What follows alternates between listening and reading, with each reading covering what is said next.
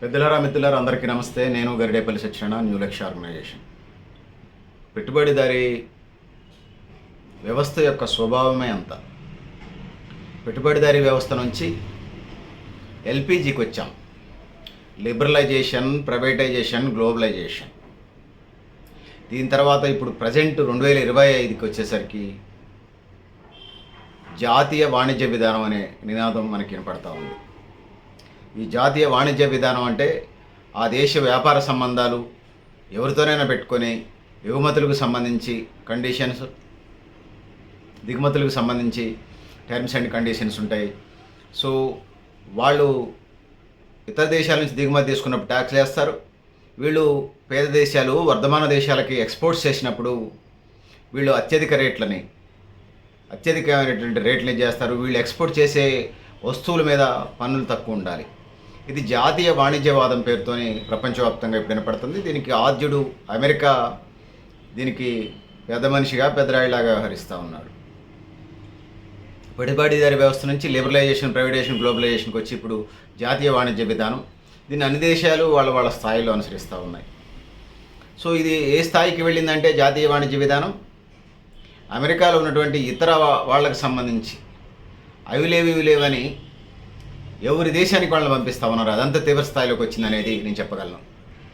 ఇప్పుడు ప్రపంచవ్యాప్తంగా zone Biden America అధ్యక్షుడిగా రిలీవ్ అయిన తర్వాత, డొనాల్డ్ ట్రంప్ అమెరికా అధ్యక్షుడు అయిన తర్వాత జాతీయ వాణిజ్య విధానం ఊపందుకుంది. ఈ చర్చలు ప్రపంచ పోలీసుగా వ్యవహరిస్తున్నటువంటి అమెరికా ఏం చేస్తున్నదా అంటే దీని మీద ప్రపంచవ్యాప్తంగా కూడా అనేక వాదనలు, చర్చలు, విధివిధానాలు, వ్యతిరేకించేవాళ్ళు, కామెంట్లు చేసేవాళ్ళు, కవితలు రాసేవాళ్ళు, కార్టూన్ వేసేవాళ్ళు, వాళ్ళ బాధితులు ఆ దేశం నుంచి వెళ్ళగొడితే వచ్చినటువంటి వాళ్ళ విషాద గీతాలు, విషాద గాథలు మనకి వినిపిస్తూ ఉన్నాయి. సో ఇట్లాంటి పరిస్థితుల్లో అమెరికా తన స్వప్రయోజనాలే ప్రధానమైనటువంటి ఎజెండాగా ముందుకు వెళుతున్నటువంటి నేపథ్యాన్ని మనం చూస్తూ ఉన్నాం. వివిధ దేశాల నుంచి అక్కడికి వెళ్ళినటువంటి వాళ్ళు అక్కడ $100 పని $50 ఇచ్చినా చేస్తూ ఉన్నారు పార్ట్ టైంగా. సో మనలాగా ఇండియాలాగా డైలీ వేజు లేకపోతే వీక్లీ వేజెస్, మంత్లీ వేజెస్ ఉండవు. వాళ్ళకి గంటల బట్టి పని విధానం ఉంటుంది. ఆ గంటలు ఎన్ని గంటలు చేస్తే అంతకి డబ్బులు ఇస్తారు. వాళ్ళు అమెరికన్ డాలర్లో ఇస్తారు. సో ఇక్కడికి చదువు రీత్యా వెళ్ళినటువంటి వాళ్ళు, ఉపాధి రీత్యా వెళ్ళినటువంటి వాళ్ళు, ఇంకో పని మీద వెళ్ళినటువంటి వాళ్ళు అక్కడ ఇదయ్యి వాళ్ళు పనులు చేసుకొని బతుకుతూ ఉన్నారు. ఈ క్రమంలోనే జాతీయ వాణిజ్యవాదం పేరుతోని స్థానికులకే ఉద్యోగాలు ఇవ్వాలని చెప్పేసి వాళ్ళకి సంబంధించినటువంటి ఉపాధిని పెంచడం, అదేవిధంగా అమెరికా దేశం యొక్క జాతీయ ఆదాయాన్ని, వాళ్ళ యొక్క డెవలప్మెంట్ని పెంచుకోవడానికి ఆ విధంగా అభివృద్ధి చెందడానికి బాటలు వేసుకుంటూ ఉన్నారు. అమెరికా అంటే ఆషామాషి దేశం ఏం కాదులే కానీ, సో వాళ్ళు ఆ పద్ధతిలో వెళ్తూ ఉన్నారు. పెట్టుబడిదారి యొక్క బిడ్డలు వీళ్ళంతా. అది ఎల్పిజి, లిబరలైజేషన్, ప్రైవేటైజేషన్, గ్లోబలైజేషన్ కానీ, ఇప్పుడున్నటువంటి జాతీయ వాణిజ్య విధానం కానీ అప్డేట్ అవుతూ వస్తూ ఉన్నారు. కాలమాన పరిస్థితులకు అనుకూలంగా అప్డేట్ అవుతూ వాళ్ళ యొక్క సామ్రాజ్యవాద తత్వం కానీ, పెట్టుబడిదారీ విధానం లక్షణాలు అందులో జీన్స్లో ఒక 5 తరాలు 10 తరాలకు సంబంధించిన వాళ్ళ మనవాళ్ళకి, మునిమనవాళ్ళకి వీళ్ళందరికీ వస్తాయి జీన్స్. అట్లనే పెట్టుబడిదారీ వ్యవస్థ యొక్క వారసులు వీళ్ళంతా. అది ఎల్పిజి కానివ్వండి, జాతీయ వాణిజ్యం కానివ్వండి, జాతీయ వాణిజ్యవాదం కానివ్వండి, భవిష్యత్తులో ఇంకో పేరుతో ఇంకొక వ్యవస్థ రానివ్వండి, ఇంకా 100 రానివ్వండి, వాళ్ళ వారసులే వీళ్ళంతా. సో వాళ్ళకి ప్రజలతోని, జీవరాశితోని, ప్రకృతి పర్యావరణంతో సంబంధం లేదు. అమెరికా విధి విధానాలను మనం తీసుకున్నప్పుడు అలాంటి పరిస్థితులు మనకు కనపడతా ఉంటాయనేది మనం చెప్పుకోవచ్చు. సో వాళ్ళ అభివృద్ధి కోసం బాయిలు దవ్వుతారు, యుద్ధాలు చేస్తారు. ఆఫ్ఘనిస్తాన్ పోయి అక్కడ ఉన్న ఖనిజ వనరుల మీద దృష్టి పడి అక్కడ యుద్ధాలు చేస్తారు. వాళ్ళు అక్కడ లోకల్ తాలిబాన్లు గొడవ చేసి తిరుగుబాట్లు చేస్తే వెనక్కొచ్చారు. అక్కడ వేల కోట్ల రూపాయలు అక్కడ తగలేశారు. సో ఇట్లాంటి పరిస్థితులనే నేను ఆఫ్ఘనిస్తానో లేకపోతే ఇంకో దేశం అంటే ఆయిల్ దేశాలని చెప్పేసి వాళ్ళ 50 నుంచి 2000 దాకా అదే కథ నడిచింది అమెరికాకి సంబంధించి. వాళ్ళ ఆధీనంలో తెచ్చుకొని ఆయిల్ని ఎక్స్పోర్ట్ చేయడం కోసం అక్కడ హ్యాండ్ ఓవర్ అయిన తర్వాత, రాజ్యం వాళ్ళ చేతుల్లోకి వచ్చిన తర్వాత, వలస రాజ్యంగా ఉన్నప్పుడు ఇక అక్కడి నుంచి పెట్రోల్ అమ్మకాలు మొదలుపెట్టి ఆ విధంగా వాళ్ళ ఆర్థిక వ్యవస్థను బలోపేతం చేసుకునే ప్రయత్నం చేసి ఇది పెట్టుబడిదారి యొక్క వారసులు వీళ్ళంతా అనేది మనం చెప్పుకోక తప్పదు. సో వాళ్ళ విధి విధానాలు చెప్పారు. అటు జోన్ బైడెన్ లేకపోతే కమలా హారిస్, జోన్ బైడెన్ రిలీవ్ అయిన తర్వాత కమలా హారిస్ యొక్క సెకండ్ ప్లేస్లో వచ్చింది అనుకోండి. సో అదొక భాగం. మహిళల్ని పెట్టుబడిదారీ సమాజం, అది 1776లో అమెరికాకి స్వాతంత్రం వచ్చిందని చెప్పుకుంటాం. అంటే మన పుస్తకాల్లో గూగుల్లో వెతికితే మనకి దొరుకుతుంది, వాస్తవమే. 1776 నుంచి ఇప్పటి వరకు అమెరికా అధ్యక్షులు ఒక మహిళ కాలేదు. మహిళలు ఎప్పుడు పెట్టుబడిదారీ వ్యవస్థ, వాళ్ళ వారసులు ఎప్పుడు ద్వితీయ శ్రేణి రెండవ శ్రేణి పౌరులుగానే చూస్తారనేది జగద్విదితం. Not only America, European countries అన్నీ కూడా పెట్టుబడిదారీ దేశాలుగా ఉన్నటువంటి దేశాలన్నీ కూడా ఆ పరిస్థితి. సరే, ఇంగ్లాండ్ లాంటి, ఫ్రాన్స్ లాంటి కొన్ని అక్కడక్కడ మినహాయింపులు ఉండవచ్చు, కానీ పెట్టుబడిదారీ సమాజం అయితే అది ముఖ్యంగా బ్రాండ్ అంబాసిడర్గా, పెట్టుబడిదారీ సమాజానికి బ్రాండ్ అంబాసిడర్గా, లేకపోతే పెట్టుబడిదారీ వ్యవస్థ యొక్క వారసుల అంబాసిడర్గా అమెరికా వ్యవహరిస్తూ ఉంది. సో ఎన్నికల మేనిఫెస్టోలో కమలా హారిస్ చెప్పింది, అదేవిధంగా డొనాల్డ్ ట్రంప్ చెప్పింది దాదాపుగా ఒకే తాను ముక్కలాగా మనకు అనిపిస్తే కొద్దిగా బెటర్. గుడ్డిలో మేళ్ళ మేలు చందంగా కమలా హారిస్ మన భారతీయ సంత పౌరురాలు అక్క. సో అక్క మన భారతీయ సంత పౌరాలైనా కూడా మన విధానాలని కాదు, వాళ్ళ దేశాలకు సంబంధించినటువంటి గైడ్లైన్స్, ఆ టైమ్స్ తయారు చేసినటువంటి దాన్ని అమలు చేస్తారు. సో ఏమనుంటే మన ఇంటికి వస్తే కోడిని కోసి, నాటుకోడిని కోసి పెడతాం అక్క కాబట్టి. కానీ విధి విధానాలకు వచ్చినప్పుడు అమెరికన్స్ వాళ్ళ విధి విధానాలు అమలు చేస్తారు. డొనాల్డ్ ట్రంప్ ముందే అన్నారు, స్థానికేతరులను ఎల్లగొడతాం, గ్రీన్ కార్డు దానికి సంబంధించిన పర్మిషన్స్ లేని వాళ్ళని ఎల్లగొడతామని చెప్పిండు. కానీ ఎల్లగొట్టే పద్ధతి బాగలేదనేది ప్రపంచం అర్థమైంది. సో ఇది పరిస్థితి. వాళ్ళ వాణిజ్య విధానం, జాతీయ స్వేచ్ఛ వాణిజ్య విధానం అనుగుణంగా ఇక్కడ వెళుతున్నారు అనేది మనం చెప్పక తప్పదు. ఇదంతా ఒక భాగం అయితే 100 దశాబ్దాలుగా, అంటే 1000 సంవత్సరాలుగా అమెరికా వ్యవహరిస్తున్నటువంటి విధి విధానాలు ఏదైతే ఉన్నాయో, ఈ విధి విధానాలు అమెరికా ఆర్థిక వ్యవస్థని లోటులోకి నెట్టివేశాయి. ముఖ్యంగా దేశంలో అనేక రకమైనటువంటి తలసరి ఆదాయము, సరే బాగానే ఉంటుంది, తలసరి ఆదాయం ఉండవచ్చు, కానీ లోటు విధి విధానాలు, లోటు ఆర్థికంగా అప్పుల్లో ఉన్నట్టుగా మనకి అనేక రిపోర్ట్లు, అనేక జర్నల్స్ని మనం తిరిగేసినప్పుడు, పుస్తకాలను చదివినప్పుడు మనకు అర్థమవుతూ ఉంది. సో దాన్ని భర్తీ చేసుకోవడం కోసం, దానికి కారణం చెరపకురా చెడేవి అనేది తెలుగులో ఒక సామెత ఉన్నది. ఎందుకంటే ఎదుటిని చెడగొడదామని ప్రయత్నం చేస్తే వాడే చెడిపోతాడు అనేది సామెత యొక్క అర్థం. అమెరికాకి సంబంధించి వచ్చినప్పుడు అమెరికా అనేక దేశాలతో యుద్ధాలు చేసినటువంటి నేపథ్యాన్ని మనం చూస్తూ ఉన్నాం. ఆ యుద్ధాలు చేసిన నేపథ్యంలో ఇప్పటికే మనం అనేక మ్యాగజైన్స్లో, అనేక జర్నల్స్లో చదివినప్పుడు మనకు అర్థమవుతోంది, విదేశీ వాణిజ్య లోటు ఆ దేశం, అమెరికా దేశం ఎదుర్కొంటూ ఉన్నది. డొనాల్డ్ ట్రంప్ ఆ దేశ ప్రయోజనాల కోసం ప్రయత్నం చేయొచ్చు, కానీ అందులో తను అనుసరిస్తున్నటువంటి విధానాలు, ర్యాపిడ్గా మిలిటరీ తరహా విధి విధానాలు, అది ప్రపంచానికి ఏమంత రుచించడం లేదని మనం చెప్పుకోక తప్పదు. సో వాళ్ళు చెరపకురా చెడేవి అనే చందంగా వాళ్ళే, అంటే ఎదుటివాడిని చెడగొడితే వీడు కూడా చెడిపోతాడు అనేది, అంటే వీడి టైం కూడా వేస్ట్ అవుతుంది అనేది. సో అమెరికా ఇప్పటికే అన్నట్టుగా 100 దశాబ్దాల కాలం, ఈ 1000 సంవత్సరాల్లో, అది మొదటి ప్రపంచ యుద్ధం కానివ్వండి, రెండో ప్రపంచ యుద్ధం కానివ్వండి, తర్వాత జరిగినటువంటి గల్ఫ్ కంట్రీస్ మీద యుద్ధాలు కానివ్వండి, సిరియా మీద యుద్ధం కానివ్వండి, లిబియా మీద యుద్ధం కానివ్వండి, చివరికి ఆఫ్ఘనిస్తాన్ యుద్ధం దాకా మనం అట్లా చెప్పుకోవాల్సి వస్తే అది డైరెక్ట్గా యుద్ధాలే కాదు, అసలు దాని వ్యాపారమే ఆయుధ వ్యాపారం. అమెరికానే జనరల్గా ఎవరైనా ఒక బతుకు తెరువుకు సంబంధించి కూరగాయల వ్యాపారం చేసుకుంటూ కుటుంబం, లేకపోతే బట్టలు అమ్ముకుంటారు, లేకపోతే కిరాణా షాప్ నడుపుకుంటారు, వ్యవసాయ కూలీకి పోతారు, లేదా వ్యవసాయం పని చేసుకుంటారు, వ్యాపారం చేసుకుంటారు, వివిధ పనులు చేసుకొని మనుషులు జీవిస్తారు. అటనే ఏ దేశానికైనా మనం చూసినప్పుడు ఆ దేశాలు ఎక్స్పోర్ట్ ఇంపోర్ట్ పాలసీని అనుసరిస్తాయి. వ్యవసాయ రంగమా, పారిశ్రామిక రంగమా, సేవల రంగమా, ఇంకా ఇండస్ట్రియల్ సెక్టర్, క్యారిడారా, టూరిజమా, క్యాపిటలిజమా, సోషలిజమా, ఇంకొక ఇజమా, ఏదో ఒక ఇజం దాగి ఉంటుంది. ఆ విధంగా ఆ దేశంలో తయారయ్యే వస్తువుల ఉత్పత్తిని పెంచుకొని విదేశాలకు ఎక్స్పోర్ట్ చేసి దేశ జాతీయ ఆదాయాన్ని పెంచుకొని, తలసరి ఆదాయాన్ని పెంచుకొని సమాజాన్ని నిర్మించుకునే ప్రయత్నం అయితే చేస్తారు. ఆ విధంగా ముందుకు పోవాల్సినటువంటి వ్యవస్థ ఏ దేశానికైనా ఉంటుంది. అమెరికాకి సంబంధించి ఏం చేస్తుందయ్యా, దాని పద్ధతే విమానాలు తయారు చేయటం, యుద్ధ విమానాలు, యుద్ధ సామాగ్రిని తయారు చేయటం. యుద్ధ సామాగ్రిని తయారు చేసిన తర్వాత వాళ్ళు ఖచ్చితంగా ఒక రైతు వ్యవసాయం పంటలు పండించాడు. వ్యవసాయం పంటలు పండించినప్పుడు మన దగ్గర మార్కెట్ ఉంటే మన దగ్గర అమ్ముకుంటాం, మన దగ్గర మార్కెట్ లేనప్పుడు ఇతర మార్కెట్లు, ఇతర ఊర్లకి వెళ్ళి అమ్ముకుంటాం. వ్యవసాయం అయితే రోడ్డు పోయలేం కదా. సో ఇదే సూత్రం అప్లై అవుతుంది. అది వ్యవసాయ రంగానికి సంబంధించింది, దానివల్ల ఎవరికి నష్టం లేదు.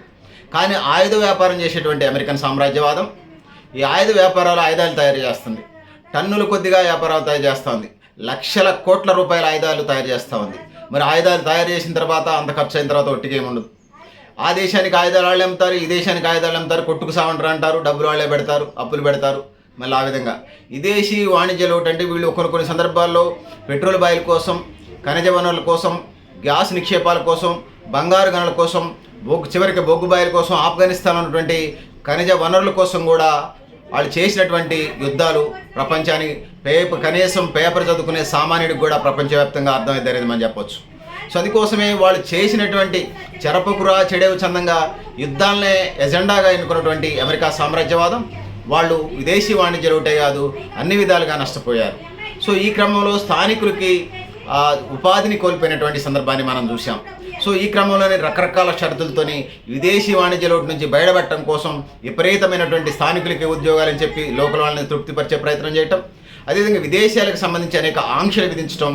మేము చెప్పినట్టు వినకపోతే రష్యా యుక్రెయిన్ యుద్ధానికి సంబంధించి వచ్చినప్పుడు వీళ్ళు పెద్ద మనిషిగా పెద్దరాయుడిగా వ్యవహరించినప్పుడు రష్యా యుక్రెయిన్ యుద్ధంలో మేము చెప్పినట్టు వినకపోతే ఖచ్చితంగా మిమ్మల్ని బహిష్కరిస్తూ అంటారు. వీళ్ళు ఎవరండి? వీళ్ళు ఏమైనా ఐక్యరాజ్య సమితి అయితే వరల్డ్ బ్యాంకా, IMFా? వీళ్ళెవరు కాదు.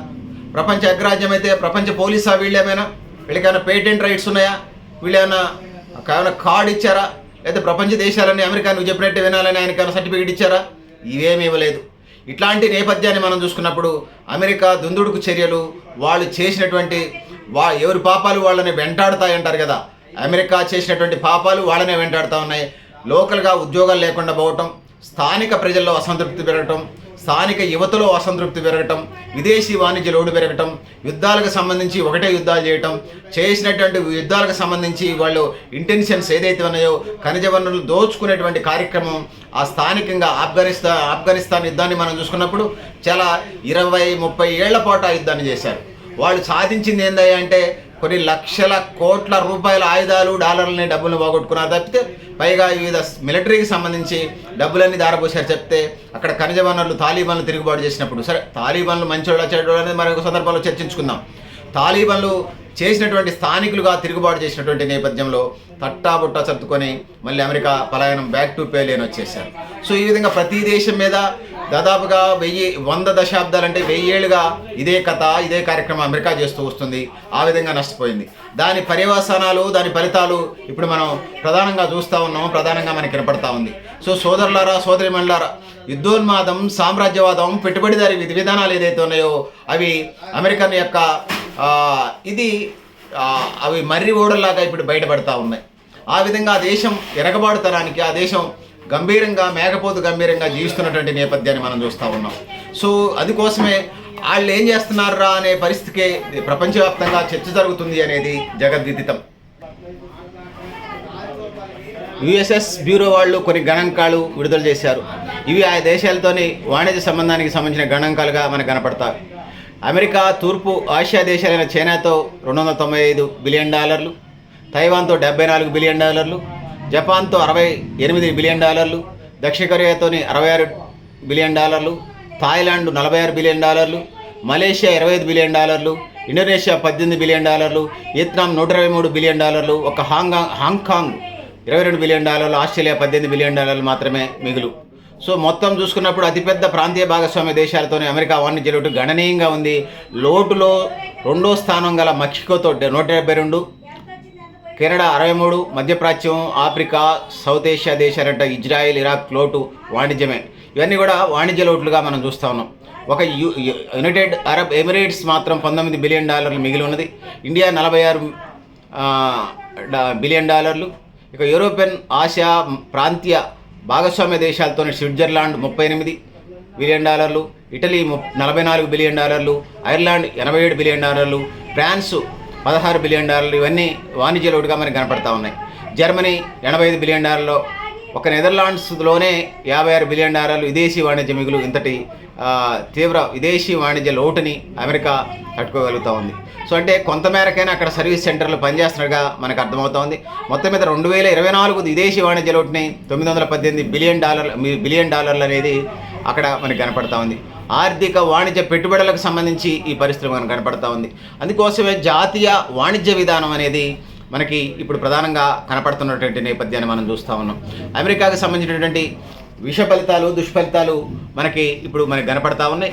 ఇది ప్రపంచం మీద పడకుండా ఉండాలంటే రష్యా యుక్రెయిన్ యుద్ధం కానీ, ఇంకా అనేక రకాల యుద్ధాలు వాళ్ళు చేస్తూ వస్తూ ఉన్నారు. తగినటువంటి ఫలితాలు రాలేదనేది సుస్పష్టమవుతూ ఉంది. వాళ్ళు ఈ 100 దశాబ్దాలు అంటే ఈ 1000 ఏళ్లలో అమెరికా చేయనటువంటి యుద్ధమే లేదు, పాల్గొన్నటువంటి యుద్ధమే లేదు. వాళ్ళు అనుకున్నారు ఈ యుద్ధాల వల్ల మేము ప్రపంచ పోలీసుగా ఉంటున్నాం కాబట్టి మాకు అన్ని డబ్బులు వీళ్ళు ఇస్తూ ఉంటారు, ఈ డొనేషన్స్తో బతికేద్దాం, ఈ విధంగా మీ ప్రపంచ ఆర్థిక వ్యవస్థలో ప్రధానమైనటువంటి ఆర్థిక వ్యవస్థగా మేము మనగలుగుతామని వాళ్ళు నమ్మారు.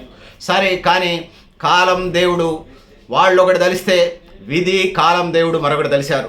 సో అందుకోసం ఇవాళ అమెరికా సామ్రాజ్యవాదం అనండి, అమెరికా పెట్టుబడిదారి విధానం అనండి, అమెరికా లిబరలైజేషన్, ప్రైవేటైజేషన్, గ్లోబలైజేషన్ అనండి, అమెరికా ప్రస్తుతం ఎన్నుకున్నటువంటి జాతీయ వాణిజ్య విధానం అనండి, వాళ్ళు తవ్వుకున్న గోతిలో వాళ్లే పడ్డ చందంగా మనకు అర్థమవుతా ఉంది. సోదరులారా, సోదరీమణులారా, ఇది ప్రపంచానికి జగద్విదితం. వాళ్ళు ప్రపంచ పోలీస్ లాగా వ్యవహరిస్తున్నప్పుడు వణికిపోయినటువంటి ప్రపంచం ఇవాళ నవ్వుకుంటా ఉన్నారు. వాళ్ళ విధి విధానాలు చూస్తే ఒక వర్ధమాన, ఒక లాటిన్ ఆఫ్రికా దేశాల కంటే దరిద్రంగా వాళ్ళ విధి విధానాలు ఉన్నాయి. కాకపోతే డబ్బులున్నోడు అప్పులున్నా కూడా చూసి చూడట్టుగా ఉంటారు. కాకపోతే అమెరికా వాడిని చూసి కూడా ఆ విధంగానే వ్యవహరిస్తున్నారు అనేది మనం చెప్పుకోక తప్పదు. సో ఇక అగ్రరాజ్యాలకు సంబంధించి మనం చెప్పుకోవాల్సి వచ్చినప్పుడు ఈ అగ్రరాజ్యాల పేరుతోని వివిధ దేశాలతోనే గొడవలు పెట్టుకుంటా ఉన్నాయి. చైనా కనీసం 18 దేశాలతోనే పేచీ పెట్టుకుంది. ఇండియా సరిహద్దుల్లో ఉద్రిక్తత నిరంతరం ఆజ్యం పోస్తూనే ఉంది. 2027 కల్లా తైవాన్ మాకు కావాలంటుంది. ఆసియాలో అమెరికా దాని మిత్రపక్షాల రాజ్యాలని, అంటే నాటో రాజ్యాలని మళ్ళీ కలుపుకొని, అంటే ఆ రోజు రష్యా ఆ రోజుల్లో పెట్టుబడిదారీ దేశాలకి, సామ్యవాద దేశాలకి ఒక గొడవ ఉండేది. ఈ క్రమంలో రష్యా కూటమి కమ్యూనిస్ట్ కూటమిగా ఉండేది. NATO, north treaty organisation, NATO, north Atlantic treaty organisation పేరుతోని రష్యాకి ఆ రోజు ఉన్నటువంటి రష్యాకి వ్యతిరేకంగా వీళ్ళు ఫ్రంట్ కట్టారు. వీళ్ళు వాణిజ్య సంబంధాలు, లావాదేవీలు, వ్యవహారాలు, కథా కార్యక్రమాలు నడిపారు. రష్యా 1990 దశకానికి వచ్చేసరికి అక్కడ ఉన్న స్థానిక పరిస్థితుల రీత్యా అక్కడ ప్రభుత్వం కూలిపోయింది. అక్కడ కొన్ని ప్రజాస్వామ్య దేశాలు వచ్చినాయి, కొన్ని రిపబ్లికన్లు వచ్చినాయి, కొన్ని రాజకీయ పరిపాలనలు వచ్చినాయి, రకరకాల పరిపాలనలు వచ్చినాయి. ఇది జరిగి సుమారుగా 35 సంవత్సరాల పైగా అవుతుంది. 35 సంవత్సరాలు పైన దాటిన తర్వాత కూడా నాటోని అమెరికా నడుపుతూ ఉన్నది.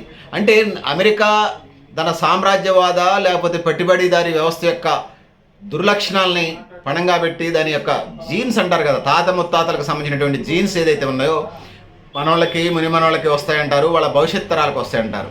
కానీ ఈ పెట్టుబడిదారీ సామ్రాజ్యవాదానికి సంబంధించినటువంటి అమెరికా అసలు రష్యా లేదు, రష్యా ఉంది కానీ అక్కడ ఉన్నటువంటి పాలసీస్, కమ్యూనిస్ట్ పాలసీస్ లేవు.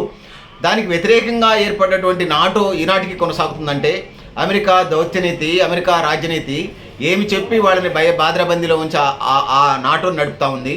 ఆ పేరుతోని, మిత్రపక్షాల పేరుతోని ఫండింగ్ చేసి ఆఫ్ఘనిస్తాన్ మీద యుద్ధం చేస్తుంది, చైనా మీద యుద్ధం చేస్తుంది, భారత్కు సంబంధించి పాకిస్తాన్కి సపోర్ట్ చేస్తుంది, లేకపోతే లాటిన్ ఆఫ్రికా దేశాలకు పోద్ది, లేకపోతే గల్ఫ్ లేకపోతే దుబాయ్ దేశాలు, పెట్రోల్ బావులు ఉన్న దేశాలకి, గ్యాస్ ఖనిజ వనరులు ఉన్న దేశాలకి యుద్ధాలకు పోద్ది. అక్కడేదో ఆ టెర్రరిస్టులు ఉన్నారని పోద్ది, ఉగ్రవాదులు ఉన్నారని పోద్ది, ఆయిల్ నిక్షేపాలు ఉన్నాయని పోద్ది.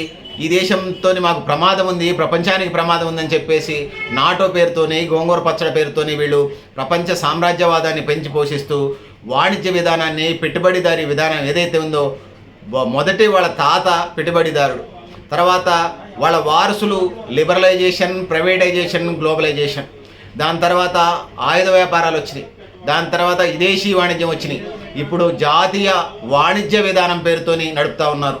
ఇది రూపం మారచ్చు, పేర్లు మారవచ్చు, కానీ వాళ్ళ వారసులు జీన్స్లో ఏదైతే ఉన్నదో ఆ జీన్స్, ఆ లక్షణాలు పెట్టుబడిదారీ వ్యవస్థ యొక్క వారసులు, మనవళ్ళు, ముని మనవరాళ్ళు తరాలకు సంబంధించినటువంటి పెట్టుబడిదారీ సమాజం యొక్క లక్షణాలు ఎన్ని సంవత్సరాలు గడిచినా, 100 ఏళ్ళు కాదు 1000 ఏళ్ళు గడిచినా కూడా ఆ పద్ధతిలోనే కనిపిస్తున్నాయనేది మనకి సుస్పష్టమవుతా ఉన్నది. అందుకోసం ఒకవైపు వాళ్ళు చేసినటువంటి యుద్ధాల వల్ల, వాళ్ళు చేసినటువంటి కథా కార్యక్రమాల వల్ల అమెరికా ఈరోజు విదేశీ వాణిజ్య లోటులో ఉన్నది.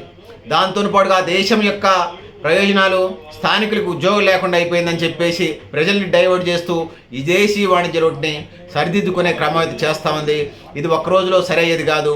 ఎందుకంటే చెరపుకురా చెడేవు అనేటువంటి సామెత నేను ఇప్పటికే చెప్పాను. ఎదుటి వాళ్ళని చెడగొడదామని ప్రయత్నం చేస్తే మనమే చెడిపోతాం అనేది దాని సారాంశం.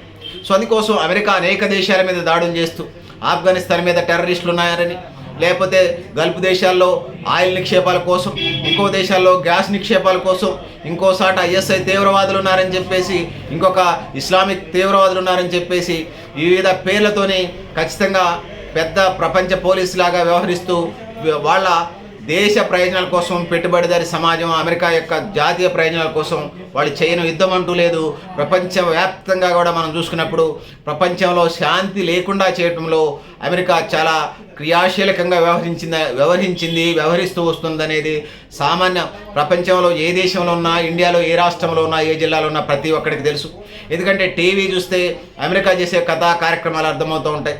మనం పేపర్ చదివితే ఆ కార్యక్రమాలన్నీ అవకోతూ ఉంటాయి. ఎందుకంటే ఆ దేశం మీదే పోవటం, ఈ దేశం నేను బలవంతుడిని, నేను గొప్పవాడిని అని చెప్పేసి ప్రతి వాళ్ళ జోలికి పోవటం, మిత్రపక్షాల దగ్గర నుంచి డబ్బులు వసూలు చేయటం, ఈ దేశంలో ఐఎస్ఐ తీవ్రవాదులు ఉన్నారని చెప్పేసి మభ్యపెట్టి ఫండింగ్ తీసుకోవటం, ఆ విధంగా యుద్ధాలు చేసిన తర్వాత హ్యాండ్ ఓవర్ అయినప్పుడు గల్ఫ్లో అదే ఆయిల్ నిక్షేపాలు, లేకపోతే ఖనిజ నిక్షేపాలు, లేకపోతే ఉన్నటువంటి భూగర్భ వనరుల్ని దోచుకొని పోవడానికి ప్రయత్నం చేయటం, బంగారం లేకపోతే అల్యూమినియం, మాంగనీసు ఇట్లా అనేక రకాలైనటువంటి భూగర్భ వనరులను దోచుకోవడానికి అది కంకణం కట్టుకుని ముందుకు వెళ్ళింది అనేది మనం ఈ సందర్భంగా చెప్పక తప్పదు.